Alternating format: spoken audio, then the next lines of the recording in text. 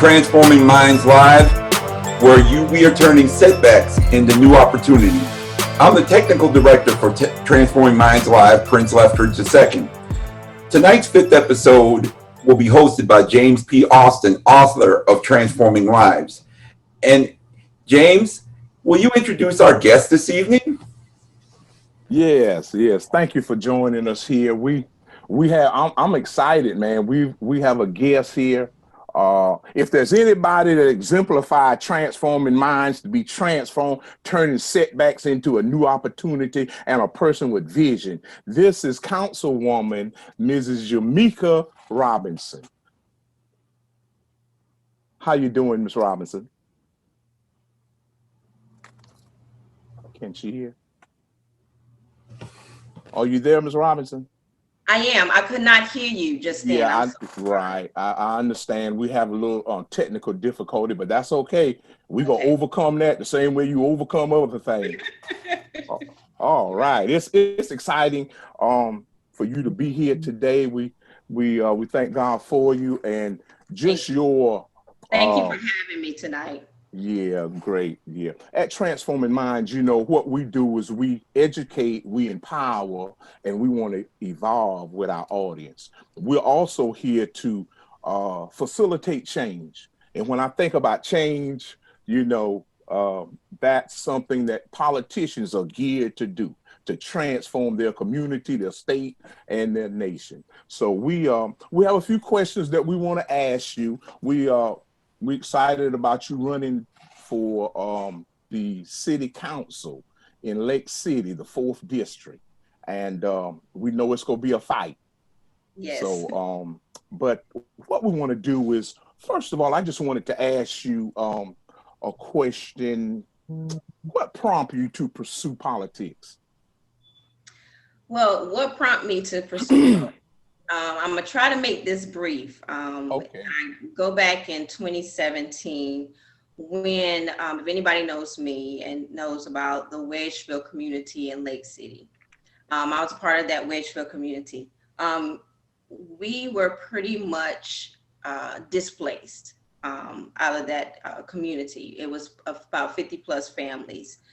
And what happened was we received a letter the summer of 2017 stating that we had 60 days to move. And it was due to poor management, pretty much. Our management didn't take care of his responsibilities and pretty much left us high and dry to defend ourselves. So there was an organization in Lake City called the Greater Lake City Community Development. And they bought the land, but they did not want to continue to operate the land as a mobile home park. So they stated that we had 60 days to move. Well, if anybody knows, and we found out the hard way, that you needed time, you needed finances to move your home properly. And that we were pretty much asking for that. We never asked to stay on the property. We understood that it was bought and the new ownership did not want to run it as a mobile home park, but we needed more time than 60 days. So we went back and forth to court. I think it was twice that we went to court with this organization. And it led me to come to conclusion that I needed to do more than what I was doing. I was asked to be spokesperson along with Tatum Bostic and Jarena Conyers. There was 2 other ladies as well with the community to be spokesperson whenever we went to the city council meetings and the county council meetings talking to our leadership. Because pretty much if something happens like this in the city, we needed to go to our leadership to ask for help. Right. So that's what we did. Well, to kind of sum it up, we didn't receive the help and support that we were seeking for. So we had to take it upon ourselves, and we had our weekly meetings, and we brought all the families together in those meetings. And we did have some help or support from different city council members, mayor, he came to a couple of our meetings, House of Representatives as well.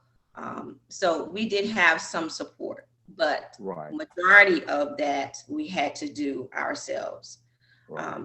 So we had to link up and do that. but it came to that. I'm sorry. Yeah. It brought to me that to that point that I needed to step up, step out, and stand up and speak out for our How about that? community, but not just for Wedgeville. I had to actually get to the table that was making the decisions because we didn't want this to actually happen again to another community. So Absolutely. that's what pretty much brought me to this point. And that How was in about that? 2017. So in I was in 2018, 2017. in 2017. So in 2018, what did I do? I came out my comfort zone and I ran for mayor of Lake City. How So, about that? and here I am again. Here you are again. How about that? Turning Yes. setbacks into new opportunities. So that's your story. That's what gave you that prompt on the inside. It's not an outward thing, but this is an inside job for you. That's right. It That's it right. it That's yeah. right. It had touched you. And you know that's the making of a good politician where their community, their people touch them. You know, we That's need right. some politicians that's gonna be touched. You know That's what it. I'm saying? That's it. So, well, let me ask you another question. Do you feel that this is a life purpose for you? You know, getting a job or being a servant is one thing, but recognizing a purpose. And see, a purpose don't come from the inside, from the outside. A purpose is a spiritual thing, a vision, a purpose. Do you feel like this is becoming a purpose for you? Well, I don't consider it like my whole purpose. I Mhm. kind of consider the, getting into politics part of the process and a factor of my purpose. Because I truly feel like my purpose is kind of, if I can elaborate, I had a conversation with my boss just a few days ago. We were talking about what would you want to do or how you want people to feel whenever you leave from this world, Mm. and I responded Wow. to him stating, how I want people to feel now when they see me, hear me, and conversate with me the same way when I leave from here. I want people, when they think of me, I want people to have that sense of hope. And I want to bring hope. And I feel like I did that along with the other leadership in Wedgeville community. We brought hope to our residents. And that's kind of what I want to leave back. When people think of me and hear me and see me, I want them to think that in any type of situation, it can be turned around. It can be. Absolutely. So, me getting into politics is kind of part of the process, part of my purpose. I wouldn't say that it is my purpose. Right. Right. Well, you know, inside of purpose, you have many things that parallel with your purpose. You know, that's one of the things about moving forward. You know, you focus on certain things that parallel. Right. Now, I want you to dig a little bit deeper into this because people need to understand that a setback is a setup for a comeback. That's And right. yeah, and you know, how are you able to overcome that 2018 setback of losing the race? Okay. Well, I kind of listened to your words whenever you were asking that question. A couple of Mhm. words pop out: setback, overcoming, not winning. But Right. I see my kids always say, "Mom, you always see the good and the bad," and I do. I Absolutely. have to try to live my life like that. I understand and I know, there are negative things and bad things that happen, but I have to see the good side of it. So when you talk about setback or not winning or overcoming, I felt like, you know, that I didn't really have a setback. No, I did not win the seat, but other things flourished from it. Believe me. Exactly. My name got out there. They knew that I was Mhm. serious about this. They knew that I wanted to make a change. And now, like I said, now here I am now. And people are really taking heed into what I want to do in politics. So to say, overcoming that or, seeing it as a setback, I really don't in a way. Even weeks after that, and even months after that, I had people to come to me 7-year-olds, 8-year-olds, 10, 11, 12-year-olds saying, How Miss about Robinson, that? they see me in the store downtown. They say, Miss Robinson, you ran for mayor. You ran for mayor. It was like, don't give up, do it again. These little children are saying that. And they said, I will vote for you when I can. And I tell those, yeah, I said, keep that same momentum. When you turn 18 and be able to vote, keep that same momentum, because you got to be able to exercise that right to vote. Also, with the older, like my age and even older, they said with you running, that it flourished something in them. It struck a fire in them to say, well, this young lady, she stepped out and she ran for mayor. So, that tells me I can do anything that I put my mind to. So it brought great things anyway. Even though I didn't win the seat, it still brought great things. So absolutely.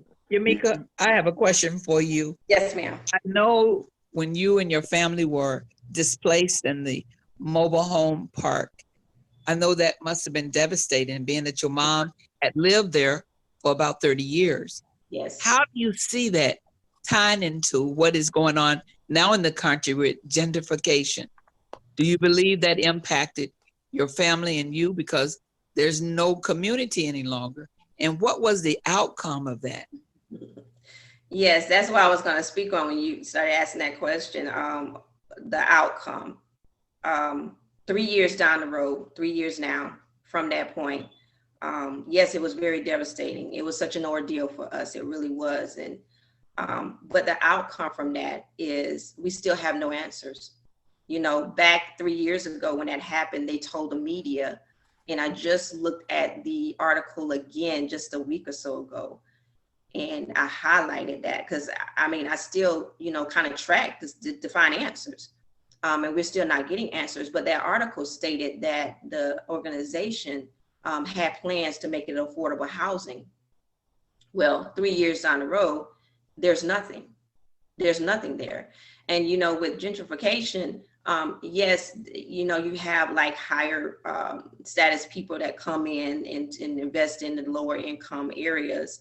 And they, build up and make it all over. But that's not the case with ours. So it's kind of part gentrification and part not. And I say that because it was pretty much more of a displacement for me and for us, because we were told one thing, that it was going to be for affordable housing, but you go through the neighborhood now, there's nothing. That was our home. There's nothing there but just grass and just a large lot, because that held 50 plus families. So we were just pretty much displaced. And the question still lingers today. What was the rush? You wanted us gone in 60 days. Of course, fighting like we did, we got more than 60 days.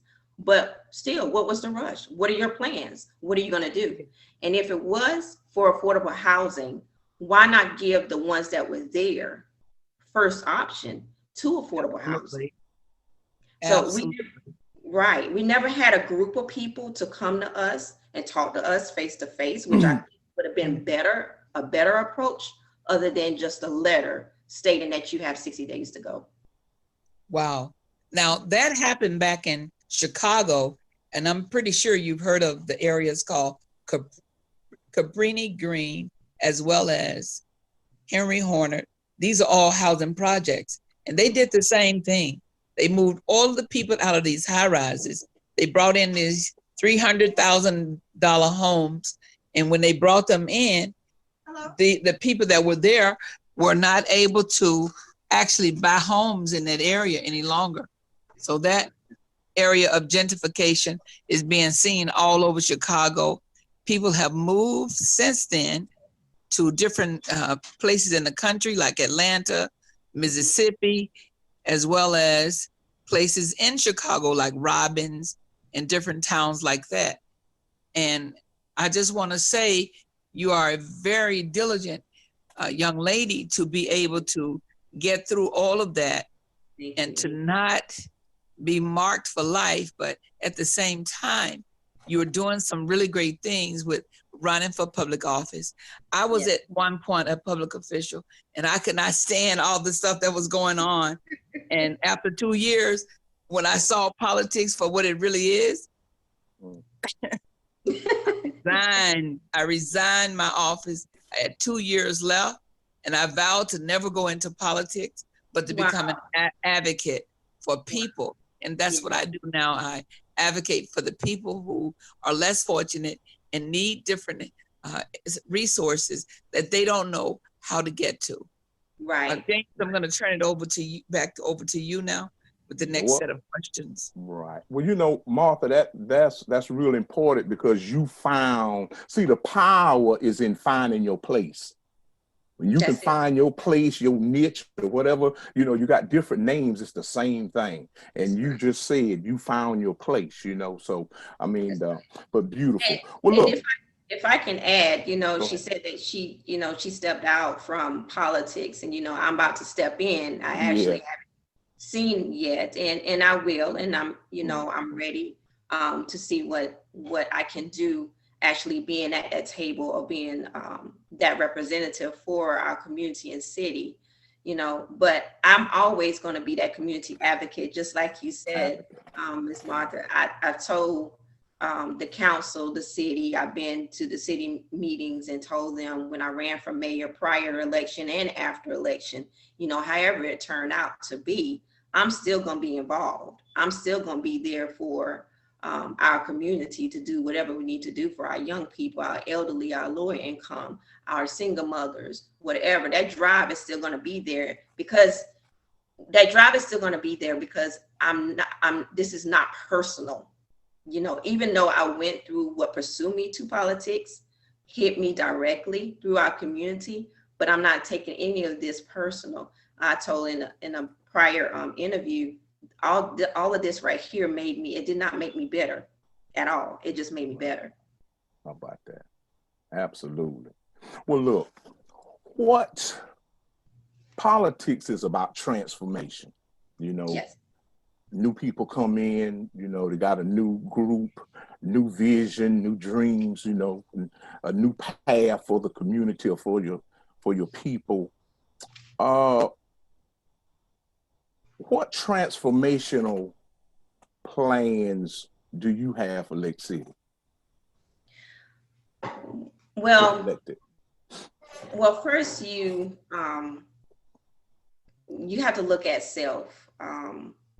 You know, I consider myself to be a great leader, a good leader, and there's such thing called have you transformed, you know, self? Because you can't, you know, say you want to do this for a community and change the community or the city, and you haven't changed your ways or your mindset on how you want to try to go about doing these things. So it's such a thing called transformational leadership. And in transformational leadership, you know, you come together with, you know, the other city officials or council members, working together with them, and the constituents, working together with them to find out what is that change that needs, that much needed change that needs to happen. And you come together and find whatever vision, or have that shared vision, and meet and strategic plan, right, to come together and make that happen together. So you have to transform yourself in your mindset to be able to work with others and make that change happen with the different issues in the city or the community. So the transformational plans, I have different things that I want to, you know, implement and bring about in District 4, and hopefully it trickles down into the city or other districts with the other council members. But I know I'm gonna have to go in with that mind set of working with them, along with them, and especially the constituents, finding out what their issues and concerns are. But I want us to be a better community of working together, of making changes. We have to start working together. It's not about oneself. It's not about her, not him. It's not about the one that has the most money, the least money. We've got to start working together if we want to see change in our communities. So one particular thing I want to bring about is doing more with the youth and hearing their voice, organizing a council with them, and also with the adults too. I want them to be able to get more engaged and involved in the community and the city government of what's going on, because everybody has a voice. You know, it's not just going to be me that's speaking for District 4. I want them to come before council meetings and talk about the different issues and concerns that they have, and be able to bring it to our meetings. So that you just have to transform within yourself first before you start transforming with each other and seeing that change and difference happen. Absolutely. That's a great transition to the next question. I know you're going to be working very closely with a lot of politicians across all political lines.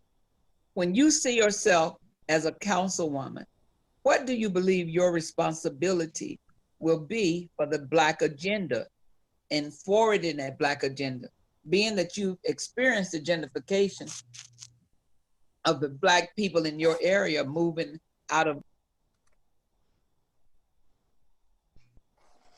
Oh, I'm sorry, she was finished with place. And yeah, I know. I saw the. Can you repeat that, Martha? I'm sorry. Can you repeat that?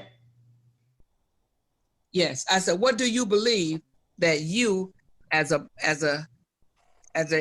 upcoming politician, will need to do in order to help with every area of working across political lines with other politicians? Being that you understand a portion of the Black agenda, what do you believe you should be doing to further that Black agenda? Well, to further the Black agenda and being a politician, or being in the political eye, or being at the table, as you must say, however you want to say it, and working with other city officials, I'm the type of I'm going to be that type of representative that's going to actually go into or be in the communities, talking face to face, and being able to hopefully relate to the issues and concerns that different families and individuals, younger and old, have in the community. You got to be able to know what they're going through to be able to represent them. I can't represent you if I can't relate to you or know your issues. So I know I'm going to be that type of representative that's going to come to you, talk to you face to face, and find out your concerns and issues.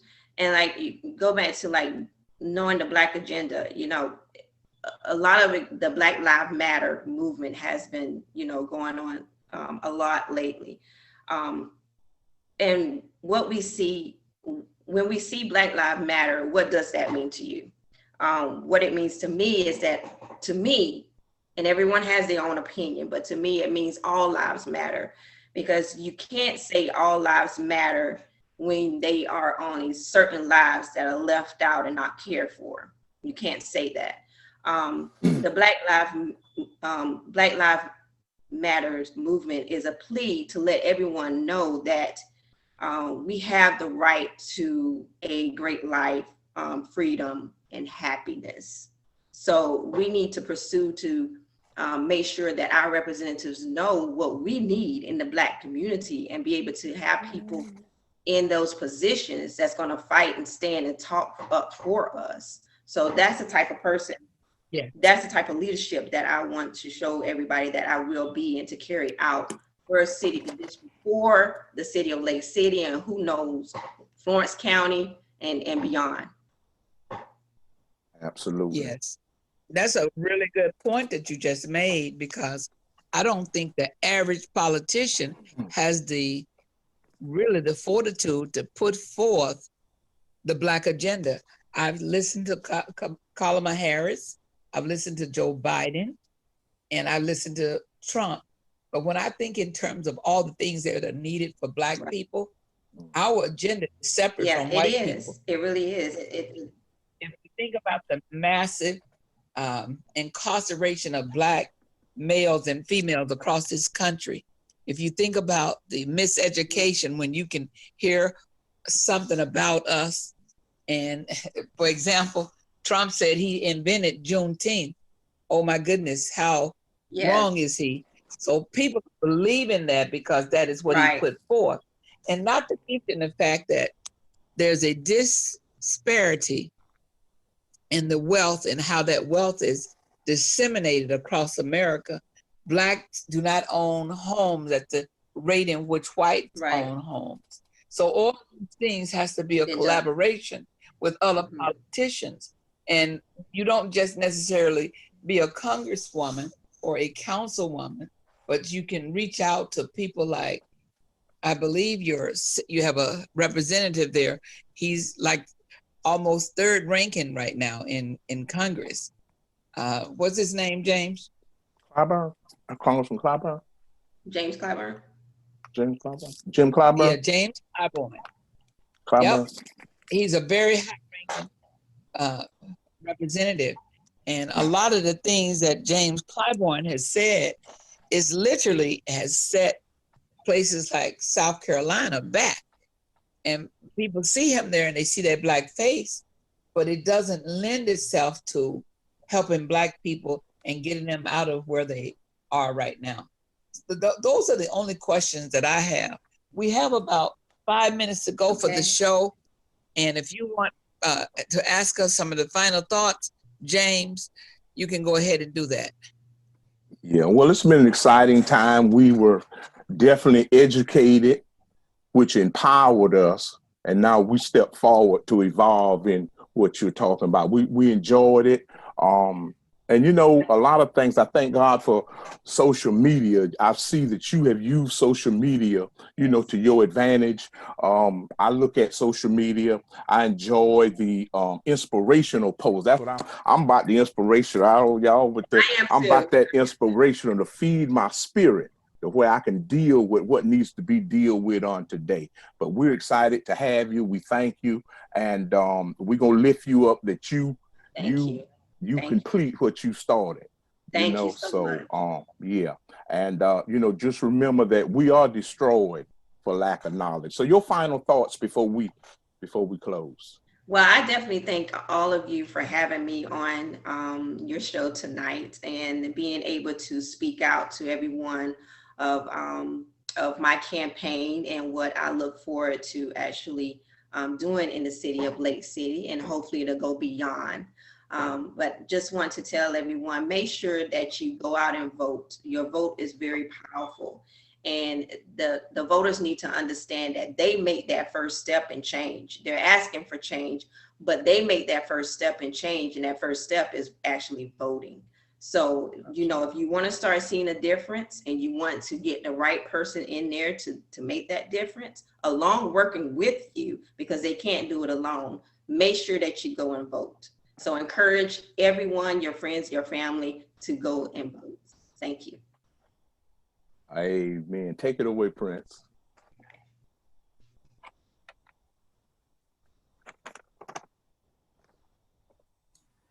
And that concludes our 5th episode of Transforming Minds Live. James, what will be our next episode? Our next episode, that's a surprise, brother. Yes. But this is politics season. So, you know, we no telling who's gonna be here next Wednesday. But yeah, we are. I wish we would have come a lot earlier, but we here. Now, yesterday is the past, tomorrow is the future, but the power is right now. So we just thank God for you. Next week we'll be so again. Thank you, Miss Martha. Thank you, Yamika, and we enjoy having you. You're welcome to come back and visit us anytime. Yes, definitely. Hey, I got a victory, so we got to come back after that victory. Absolutely. That's going to be something. Absolutely. All right. All right. Good night. Good night.